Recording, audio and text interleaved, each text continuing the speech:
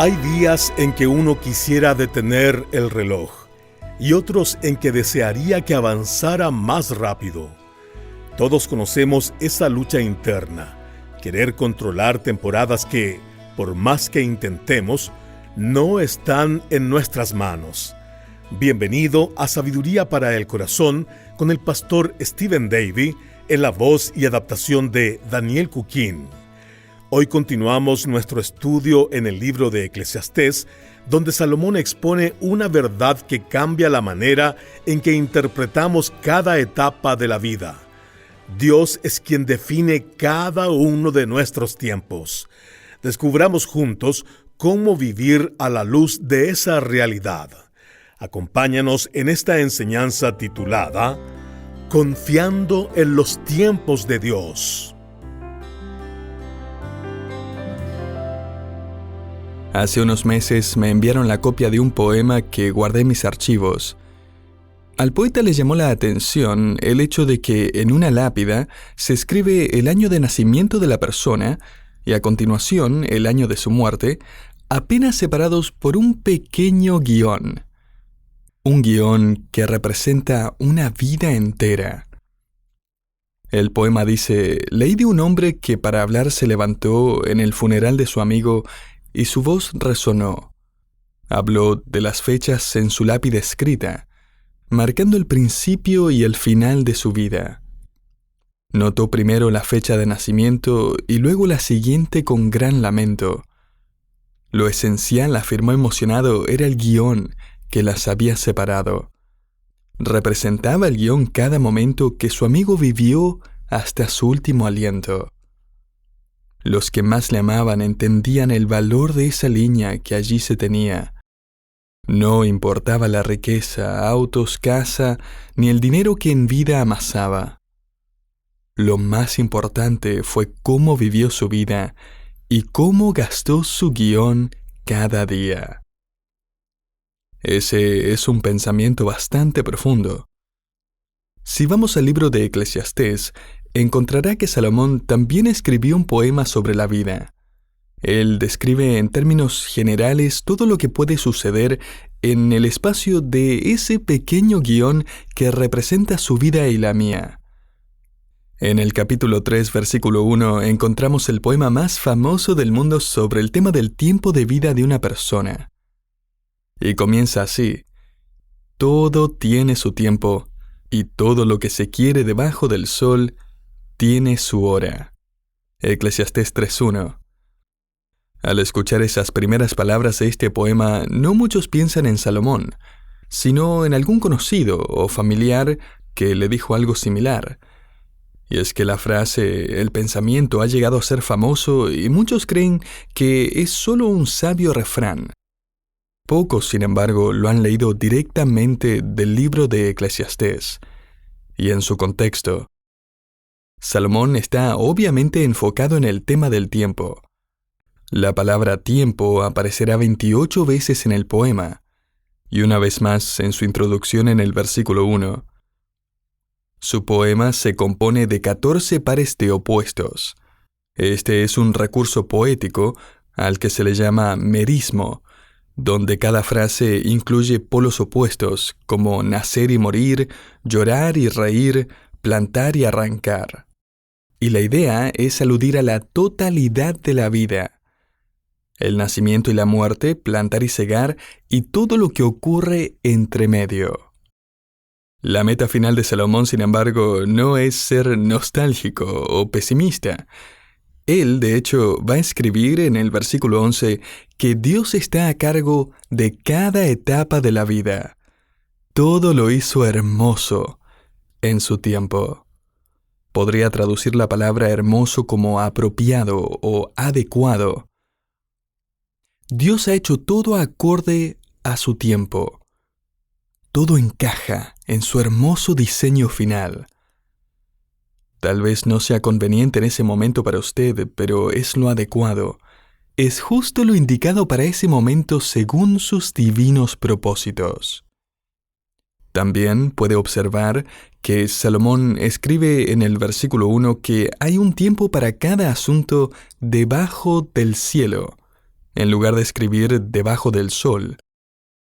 Esa frase es más positiva, y de hecho Salomón escribirá en el capítulo 5, versículo 2, que Dios está en el cielo. Es como si Salomón nos quisiera hacer saber desde un principio que todo lo que sucede en este universo de tiempo limitado, incluyendo su vida, está bajo la autoridad y el plan del Dios que gobierna desde el cielo. Entonces, el título de este poema podría ser Dios ha diseñado su guión. Lo bueno, lo malo, lo triste, lo feo, la totalidad de su vida está bajo el perfecto control de Dios. Esto incluye su primer aliento de vida y el último. Así es, de hecho, como Salomón comienza su poema. Fíjese en el versículo 2. Hay tiempo de nacer y tiempo de morir. Estos son los dos extremos de la vida, su certificado de nacimiento y su certificado de defunción. Usted sabe el día en que nació, y si tiene hijas van a celebrarle ese día durante todo un mes, pero no sabe exactamente cuándo va a morir. Pero Dios sí lo sabe. Resulta que Él ya ha determinado la duración de su vida, y es por eso que el salmista deja en claro que deberíamos contar nuestros días, estar atentos al paso del tiempo. ¿Para qué? Para presentarnos a Dios con un corazón sabio. Salmo 90, versículo 12. El otro día vi un anuncio publicitario de un reloj en el que uno puede fijar una fecha y hora en el futuro, y luego comienza una cuenta regresiva. Usted puede programar una fecha prevista para su muerte, el tiempo que cree o espera vivir, o tal vez su fecha de jubilación. Y luego el reloj simplemente comienza a contar los segundos, minutos, horas e incluso días que le quedan hasta esa fecha. No me pude resistir y hace un par de semanas me compré uno de estos relojes para ayudarme a contar mis días. Era bastante barato. Lo recibí por correo la semana pasada. Seguí las instrucciones y luego puse la fecha prevista o el tiempo que esperaba vivir. Presioné el botón para iniciar y comenzó a parpadear la palabra error. No sabía si esta era una señal de Dios. Quizás haya extendido demasiado la fecha prevista. Volviendo al tema, Salomón no solo nos está recordando que la muerte es una cita fechada por Dios, en realidad nos recuerda la asombrosa verdad de que nosotros ni siquiera elegimos la fecha cuando nacimos. El momento en que dio su primer respiro y soltó su primer llanto por haberlo sacado de su cómodo y calentito hogar en el vientre de su madre. Usted no tuvo nada que ver con eso. De hecho, aún la fecundación del óvulo que se convirtió en usted no es producto de alguna decisión que usted haya tomado. Y hasta cierto punto ni siquiera fue la de sus padres, quienes están a merced de los tiempos de Dios. Piense en esto. Salomón enfatiza aquí el hecho de que usted está vivo por la eterna determinación, plan y diseño de Dios. Lo que significa, querido oyente, que usted no es un error. No es un experimento médico, no es un producto de la suerte o una serie de eventos afortunados, y no es un accidente, no es una ocurrencia de última hora o un acto del destino. El hecho de que usted esté vivo es una prueba de que usted es parte del eterno e impresionante y hermoso plan de Dios para los siglos venideros. Y esto es solo el comienzo. Escuche esto, usted está vivo hoy porque Dios eligió que estuviera vivo. En esta generación, aquí es donde usted encaja. El Dios creador del universo considera que su vida es hermosa y apropiada, perfectamente ajustada a su gran plan. Y los planes que Él tiene para usted, querido creyente, solo van a mejorar. Ahora, entre su nacimiento y muerte van a haber muchas experiencias o temporadas diferentes, y Salomón las presenta en este poema. Observemos juntos el siguiente par de opuestos en la última parte del versículo 2. Hay tiempo para plantar y tiempo para arrancar lo plantado. O sea, hay temporadas para sembrar y temporadas de cosecha, y aprendemos a ajustarnos al diseño de Dios en la naturaleza. Me gustó lo que un autor sugirió a partir de este principio, y es que necesitamos aprender a ajustarnos a las etapas y temporadas que Dios ha diseñado en nuestra propia vida. Mientras Dios planta en nosotros lecciones de fe de las que quiere ver fruto en el futuro. Ahora, el primer par de opuestos en el versículo 3 es tiempo de matar y tiempo de curar. Ahora, la palabra traducida matar no es la típica palabra para el asesinato que está prohibido, como en los 10 mandamientos, no matarás. La palabra que Salomón usa aquí hace referencia a la pena capital, o aún a la defensa propia. Es decir, hay momentos en los que hay que aplicar la pena máxima, o aún salir a la guerra y protegerse, etc. Y hay momentos también en los que hay que ayudar a sanar y reparar daños. Salomón continúa en el versículo 3 diciendo, hay tiempo de destruir y tiempo de edificar. O sea, hay temporadas en las que se derriban edificios y se construyen otros nuevos. Llegan los equipos de demolición para derribar todo y luego los de construcción para levantar otro edificio en su lugar. Y eso es simplemente parte de la vida. En el versículo 4, Salomón escribe que hay tiempo de llorar y hay tiempo de reír. Y ojalá que los tiempos de llanto sean superados en número por los que reímos, ¿verdad? Pero Salomón solo dice que vamos a experimentar ambos.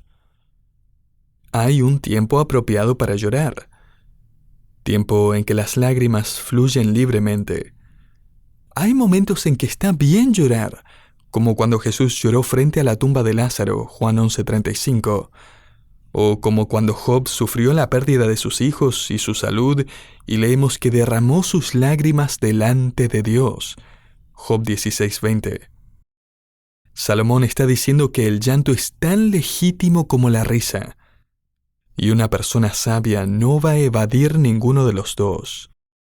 De la misma manera, el último par de opuestos en el versículo 4 dice que hay tiempo de endechar y tiempo de bailar. ¿Cuántos cristianos animan a otros a que no lloren más cuando sufren alguna pérdida? Como si llorar por la pérdida de un ser querido, o de un sueño, o de una relación, o un plan, o una esperanza, no fuera una respuesta apropiada. Como si lamentarse implicara una falta de fe, o algo pecaminoso incluso. Según Salomón, bajo la inspiración del Espíritu de Dios, nos dice que hay temporadas en las que el duelo y el luto es la manera más correcta. Es la forma diseñada por Dios para responder a esa situación. Y luego fíjese cómo Salomón pasa a mencionar la experiencia opuesta en la vida y dice que hay momentos para endechar y momentos para bailar. Evidentemente Salomón no era bautista. Salomón imagina todo el abanico de emociones, desde bailar por las buenas noticias que alguien le acaba de dar, hasta llorar por las trágicas noticias que acaba de recibir. Este es el amplio espectro de emociones dadas por Dios. En el versículo 5, Salomón escribe que hay tiempo de esparcir piedras y tiempo de juntar piedras. En los tiempos de Salomón, los ejércitos solían cubrir los campos del pueblo enemigo con piedras para arruinarlo, para que no produjera fruto, como vemos en 1 de Reyes 3. Y luego esas mismas piedras servían para construir cercas y torres de vigilancia, rediles, graneros, etc. Salomón escribe a continuación en el versículo 5 que hay tiempo de abrazar y tiempo de abstenerse de abrazar. Es posible que esta frase haga referencia a la intimidad conyugal. Sin embargo, la gente del cercano Oriente mostraba su afecto abiertamente al besarse en la mejilla o darse un fuerte abrazo cuando se encontraban y luego cuando se despedían. Salomón usa esta idea para decir, en otras palabras, que hay un tiempo para decir hola y un tiempo para decir adiós. Un tiempo para reunirse y un tiempo para volverse a alejar. Todos conocemos la alegría de esos momentos cuando saludamos a nuestros familiares y amigos y podemos darles un fuerte abrazo. Y el dolor de tener que despedirnos de nuevo. El versículo 6 continúa con el tema de que hay tiempo para buscar o ganar y tiempo de perder. La palabra traducida buscar conlleva la idea de ganar algo. O sea, hay un tiempo para ganar y un tiempo para perder. Y no está hablando simplemente de cuando juega la pelota. La implicación es financiera. Es decir, hay temporadas prósperas en las que logra ganancias y otras en las que puede perderlo todo. Y de nuevo, Dios es quien está en control de todas esas situaciones específicas en su vida, haciendo que todas las cosas obren para bien, para conformarlo cada vez más a la imagen y el carácter de Cristo. Romanos 8, del 28 al 29. Continuando en el versículo 6, leemos que hay tiempo de guardar y tiempo de desechar. Podría ponerlo de esta manera. Hay un tiempo para guardar las cosas que se necesitan y hay otro momento para tirar o para regalar las que no. En otras palabras, y en términos muy prácticos, hay tiempos para guardar y hay tiempos para hacer una venta de garaje. Salomón escribe ahora en el versículo 7 que hay un tiempo para rasgar y un tiempo para coser. En los tiempos de Salomón, como leemos frecuentemente en las Escrituras, cuando alguien experimentaba dolor o tragedia, se rasgaba las vestiduras. Lo hacía desde el cuello de la camisa hasta el pecho, dando a entender que su corazón estaba roto. Entonces hay temporadas para lidiar con la tragedia, la dificultad y el dolor. Me gustó cómo un autor sabiamente recomienda que le pidamos a Dios sabiduría para saber atravesar estos tiempos y no quedarnos estancados. Y es que hay momentos en que es apropiado rasgar las vestiduras, pero también es importante saber cuándo es tiempo de sacar la aguja y el hilo y empezar a coser de nuevo. El versículo 7 continúa diciendo que hay tiempo de callar y tiempo de hablar. Esto prácticamente no necesita explicación, ¿verdad? Tenemos que ser prontos para oír y tardos para hablar, como dice Santiago 1, versículo 19. Por una buena razón, Dios nos dio 2 oídos y 2 ojos, pero solo una boca. Mi mamá solía citarme el famoso dicho de Abraham Lincoln que decía: a menudo me arrepiento de lo que digo, pero nunca de lo que callo. Me animó a memorizarlo. No sé por qué. Entonces es importante reconocer los momentos en que debemos guardar silencio y en los que debemos hablar. Salomón continúa escribiendo en el versículo 8 que hay tiempo de amar y tiempo de aborrecer. Es fácil entender la parte de amar, pero ¿qué se supone que debemos odiar o aborrecer? El salmista escribió: los que amáis a Jehová, aborreced el mal. Salmo 97:10. Salomón escribió: el temor de Jehová es aborrecer el mal. Proverbios 8:13. De hecho, Salomón escribe bajo la inspiración del Espíritu Santo esta revelación del carácter de Dios. 6 cosas aborrece Jehová, y aun 7 abomina su alma: los ojos altivos, la lengua mentirosa, las manos derramadoras de sangre inocente, el corazón que maquina pensamientos inicuos, los pies presurosos para correr al mal, el testigo falso que habla mentiras y el que siembra discordia entre hermanos. Proverbios 6 del 16 al 19. Salomón nos recuerda básicamente que debemos amar y aferrarnos a lo que Dios ama y al mismo tiempo odiar y apartarnos de lo que Dios odia. Por último, Salomón termina su poema escribiendo en el versículo 8 que hay tiempo de guerra y tiempo de paz. Esta puede ser una respuesta nacional para defenderse quizás de otra nación, o un esfuerzo para eliminar la tiranía en el mundo, o ir en ayuda de otra nación en aras de la justicia. El punto es que hay largas temporadas de guerra y de paz.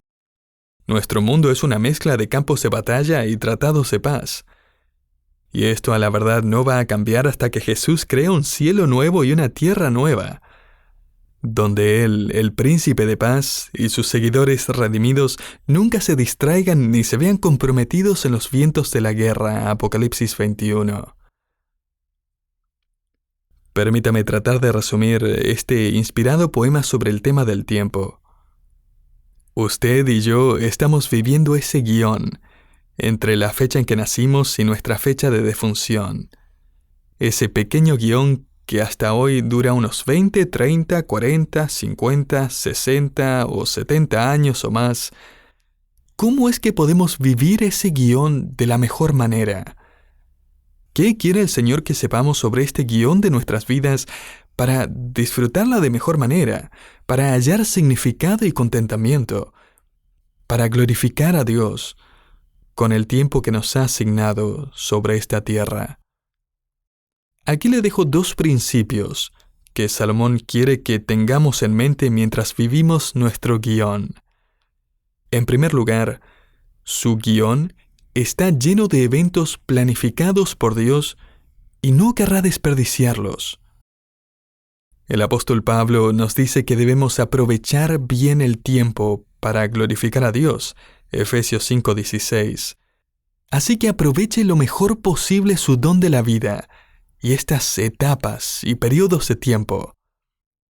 Jonathan Edwards, el líder del gran despertar espiritual de los años 1700, escribió en su diario las siguientes palabras cuando tenía apenas 19 años. A menudo escucho a las personas de edad avanzada contar cómo vivirían si pudieran vivir sus vidas de nuevo. He decidido, suponiendo que llegue a una edad avanzada, que viviré tal como desearía haber vivido. Esa es una buena resolución. El segundo principio que debemos tener en mente es que su guión está lleno de acontecimientos impredecibles, cosas que no puede controlar.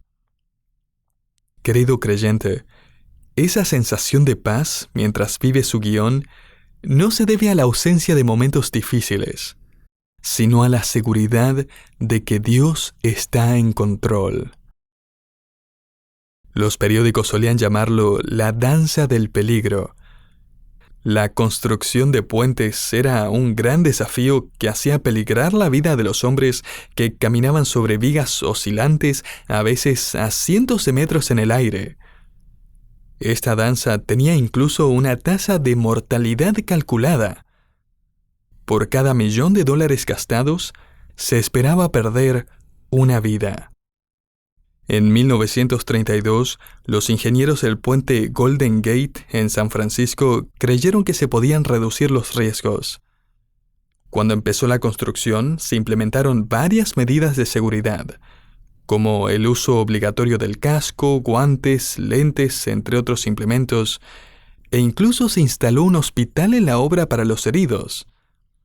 El dispositivo de seguridad más efectivo era totalmente nuevo, aunque ya se había utilizado durante años en el circo. Se trataba de la red de seguridad. Estaba extendida a 21 metros por debajo del puente y se extendía 3 metros a cada lado.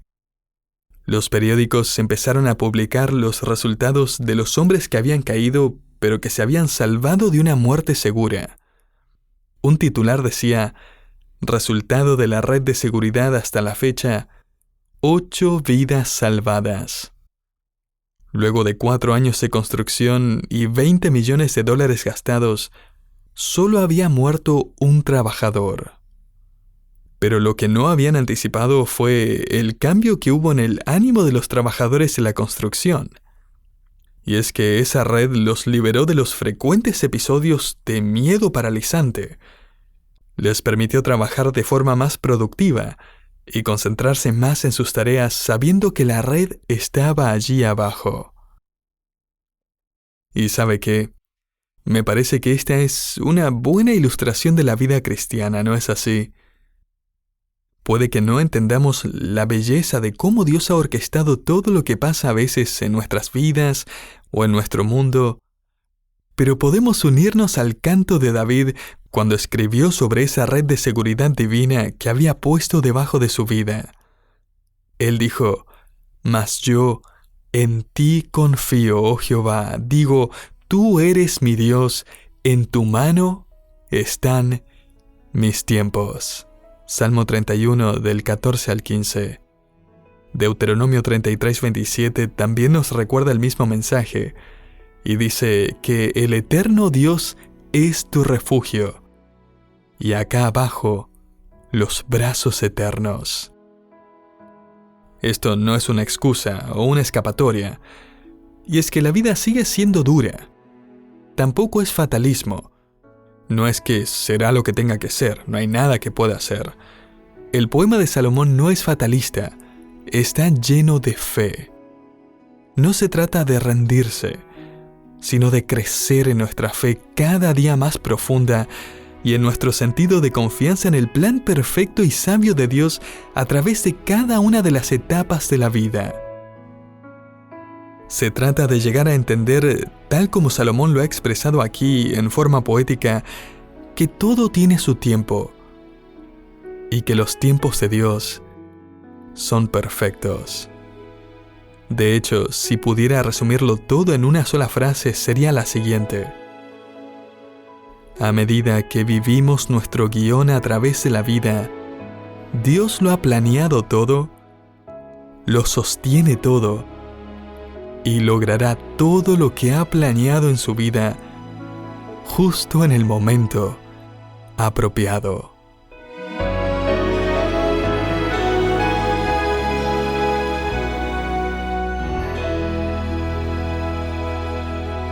Cuando entendemos que Dios define cada uno de nuestros tiempos, algo empieza a cambiar en nosotros. Ya no vivimos apresurados ni temerosos, sino más atentos a su obra diaria en nuestra vida. Gracias por acompañarnos hoy en Sabiduría para el Corazón, una producción del Ministerio Sabiduría Internacional. Esta enseñanza titulada Confiando en los tiempos de Dios forma parte de nuestro estudio del libro de Eclesiastés. Si deseas que otros también encuentren este tipo de ánimo en la palabra, visita sabiduriainternacional.org/compartir. Allí verás formas sencillas de invitar a más personas a seguirnos y recibir materiales bíblicos cada semana. Soy Hugo Zúñiga y nos encontramos en el próximo programa de Sabiduría para el Corazón. Bendiciones.